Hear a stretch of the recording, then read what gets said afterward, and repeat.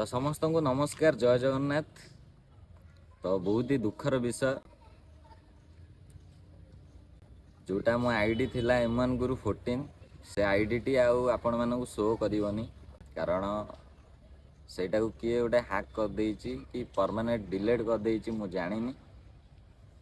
आमे सेटा को नहीं कि साइबर थाना को भी जाइलु। साइबर थाना रे हमू कहले कि तुम एक्सेस कैपर गोटे अच्छी तो सी ए सब करूछि तो किए करूछि मु तो जानिनी।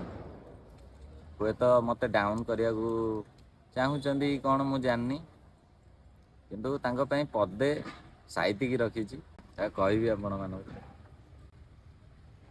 से मो आईडी उड़े देला सत किंतु मु समस्त हृदय अच्छी बोली से जाननी।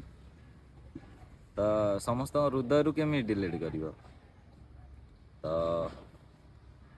धन्यवाद देवी आम टीम को जो माने कि मो खराब समय रे ठिया ले मो आईडी पळेला मते कहले जे न्यू आईडी गोटे खोल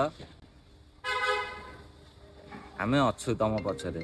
मु जानी जी मो टीम जेमिति अछंती मो पाखे आ मते जेते सब भल पाउचंती से माने भी अछन मो पछरे।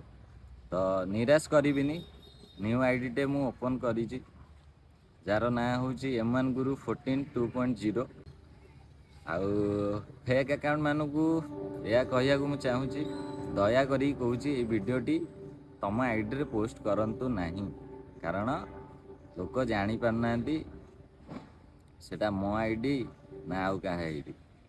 तो एटा मोर रिक्वेस्ट आउ स्पेशल धन्यवाद देवी आपण मानकू आपणक साहस आउ भल पायरु मु ए वीडियोटी करूची। आपण मानकू केबे निराश करिबिनी। मु आपण मानक पई बढ़िया बढ़िया वीडियो करी आउ एंटरटेन करी ये आमर लक्ष्य। तो आपण मानक पई गोटे दिल रु गोटे कथाटे कहूची ना हारिबार डर अच्छी ना जितबार इच्छा अच्छी मते तो बास किछि नुआ करियार अच्छी मो शुभ चिंतक मानक।